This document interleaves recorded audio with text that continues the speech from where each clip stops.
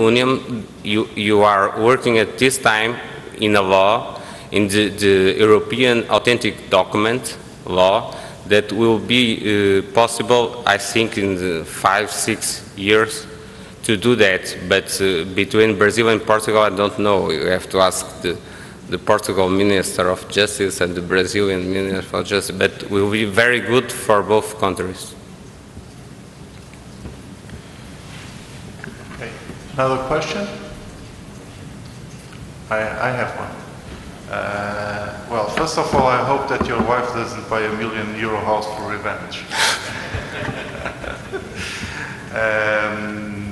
Well, do you think that the mission of the notary will be the same in the electronic world as it is today in the physical world, or will it change over time?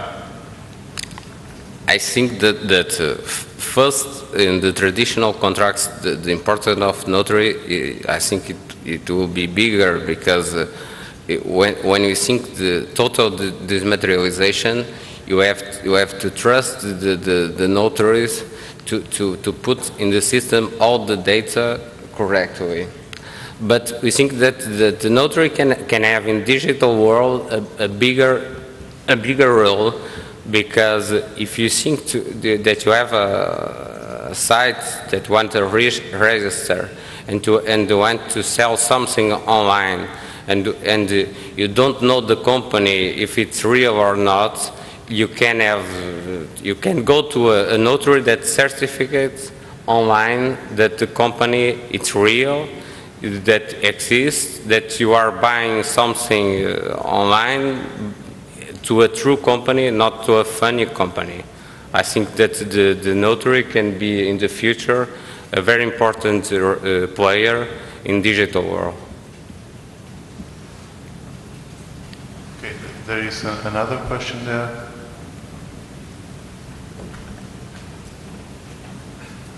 Hi, it's Rod Crook from Ossetia. I was interested in the progress that the notaries were making to have the international apostille documents accepted using EIDs within the EU initially, but also within the Hague Convention signatories. I think that the problem of the civil law notaries is that you are Swedish, and so we have a problem with the common law systems. But I think that it's possible, especially in the European Union, to have an agree to accept the document to circulate in all the Union.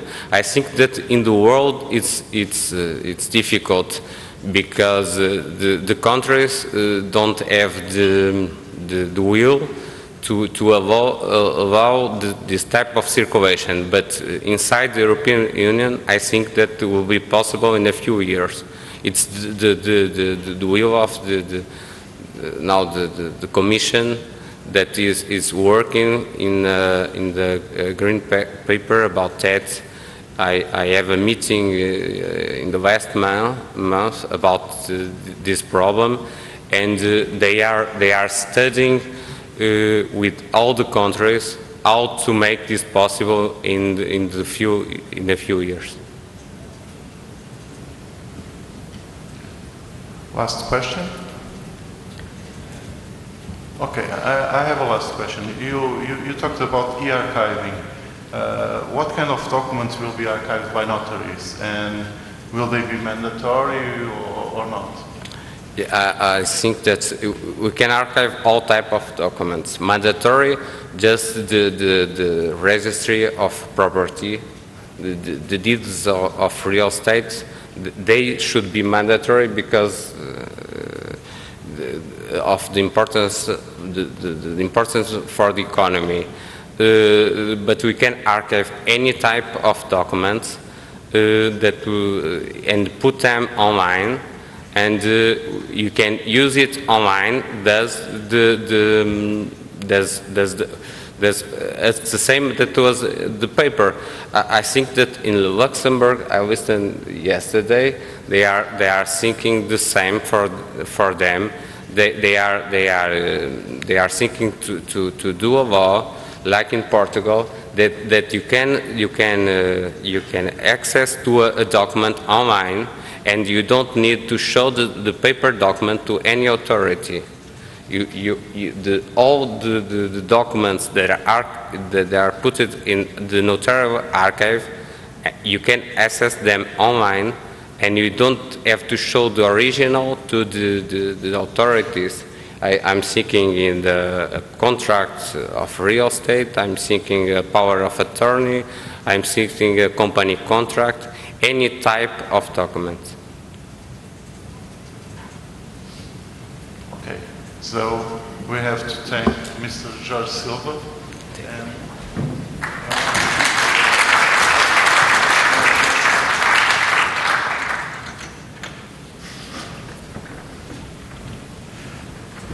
well, for the next keynote speech, I welcome Ms. Zaynet Aydiner. I don't know if it is the pronunciation is good. Ms. Zaynet Aydiner is the EID specialist at Turksat. Please. Thank you. Do you have a presentation? Yep, this one. Okay.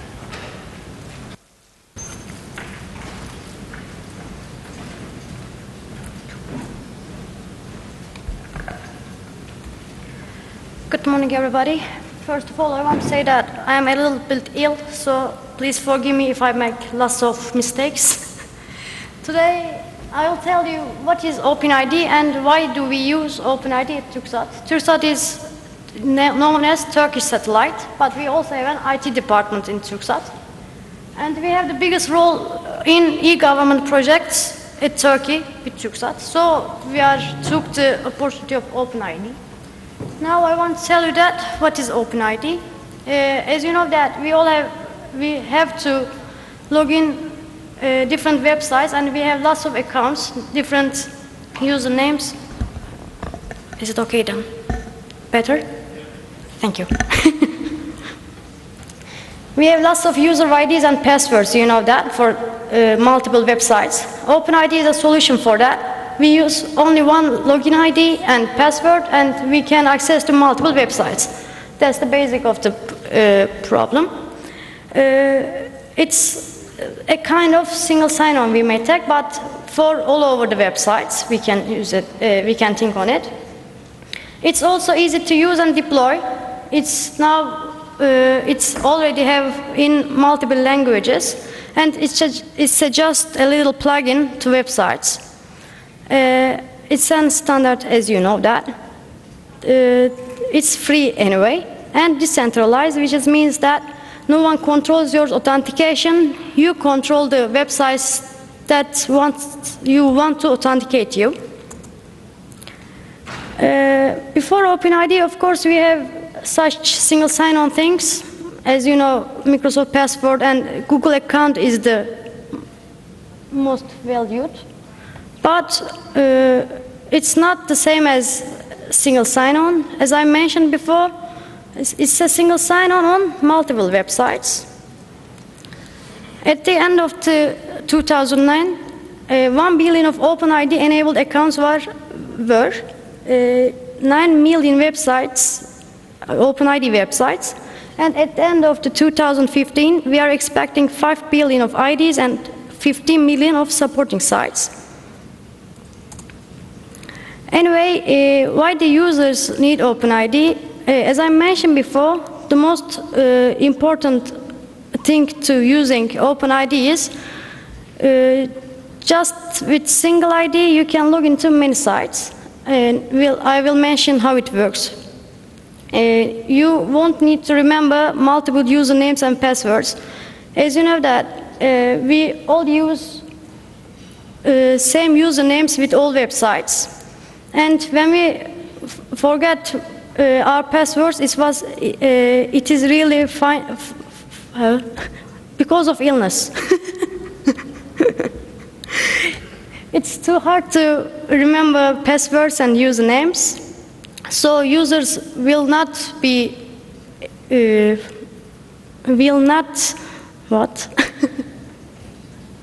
will not have to remember all usernames and passwords. Just one username and password will let users to get in.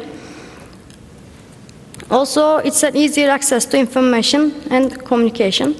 As users, developers also need OpenID. Why do developers want OpenID? Because you know that speaking with websites, with web services, between websites is too hard to control. So OpenID will make you another standard, a simple standard. So developers really want OpenID. Managing passwords is a complexity things, you know. So it removes the complexity of managing passwords. And also for commercial part, when we look at it, millions of potential users you may access with OpenID. Now I want to tell you how does it work. Anyway, you may use it before, for example, in social networks. Lots of social networks, Facebook, Twitter, etc., uses OpenID right these days. You may log into, maybe you want to join livejournal.com and you want information on that, but you don't have any account of livejournal.com, but you have a Google account maybe. You log into Google and writes OpenID of the Google to livejournal.com, and then livejournal.com asks Google if this person is authenticated to you, and when Google checked OK, then you can log into livejournal.com, and now that means that you do not need to have an account of livejournal.com. You can access any website that uses OpenID without giving your information anyway. A few OpenID providers, also we are in testing, but we are one of the providers as TürkSat. And I think you want to know that why do we use that at TürkSat? We are doing a government portal in Turkey, and there is 215 government agencies on this portal. It was too hard to control their communication with websites, on web services. So we wanted to use OpenID, that open standard, which will not blocking the system on its, as I mentioned before, runs on website, so it won't block the web services. That's why we firstly wanted to use it. Second one, private institution can be used on OpenID system. We are, as I mentioned, we are e-government portal, but we also wanted to use private institution to that portal. That's why citizens can pay bills on only one website. Continuous services, because of using web services, can block the backbones. So with OpenID, there is no blockage, and that's why we use it in TürkSat. Secondly, what's next that we want to do that? Cloud computer-backed OpenID. You know that cloud computing is another discipline, and that's not the subject of this symposium. But we want to do cloud computing backed on OpenID. And attribute exchange. Attribute exchange means when you're using the authentication of the user, you can also send one of her attributes to other websites, which is email, phone number, etc. For example, you gave the phone number to Google account, but you don't want LiveJournal knows your phone number, but he wants it, then you may attribute exchange and pass. So that's the second part of we want to do it in TürkSat. Now we are in testing, but in a month we will be leaving, so we will use OpenID. Thank you for your attention, patience.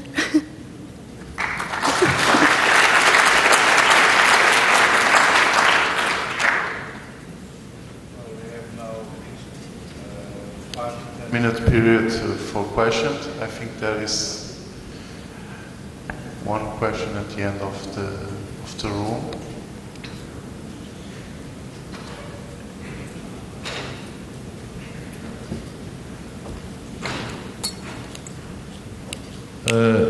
Hi. Hi. My name is Avni, and I represent the Ministry of Foreign Affairs of the Republic of Turkey here.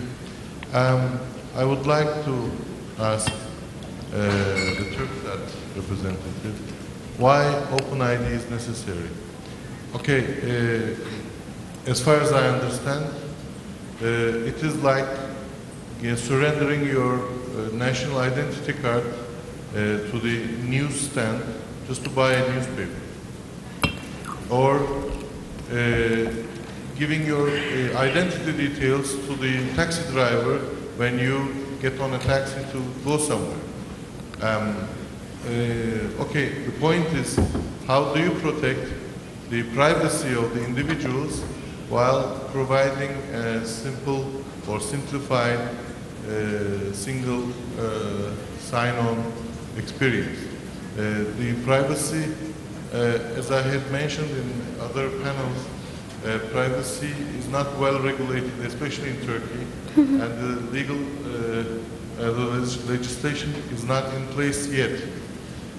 But in the European Union and in many other countries, non-European Union, but still they have this privacy laws. How do you intend to protect the identity of the individual who just wants to read a newspaper? Thank you very much. That's a good question, I think. And anyway, all OpenID providers asking for that, how to protect privacy. But you know that, as I mentioned before, you also use account and password anyway, and it is as secure as your mail account password. We now have to say everyone that uses OpenID that please choose strong passwords. That's the only thing. So OpenID providers do not really care on that privacy, because that's all in our hands, not the providers. Thank you. Another question? In fact, I have one. The privacy issue, of course, that was also my first question. But how about usage? Do you think that OpenID is less complex than EID based on digital certificates? Is it less complex to use? Pardon? Competitive to use. Is OpenID less complex to use than EID based on digital certificates? Digital certificates will be more secure, but anyway, it's just easier for users. Anyway, I use it in my accounts, email accounts, just log into one and the others one opened respectively. It's easier, but anyway, as you all mentioned, it's not it's not on privacy. Okay, So it's competitive, yes, but at different sides. You mentioned, there's another question.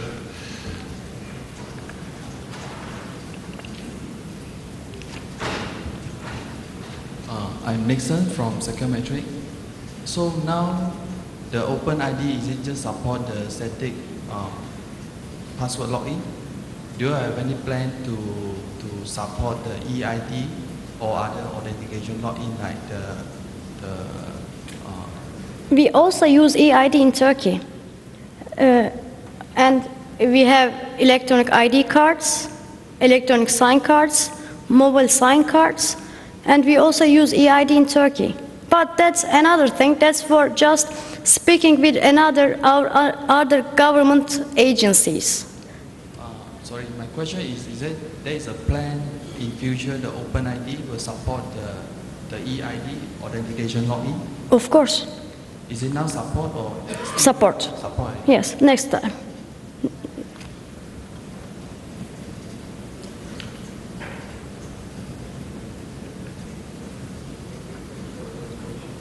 Pardon? Thank you. My small question is that when I'm thinking about the OpenID usage, it obviously seems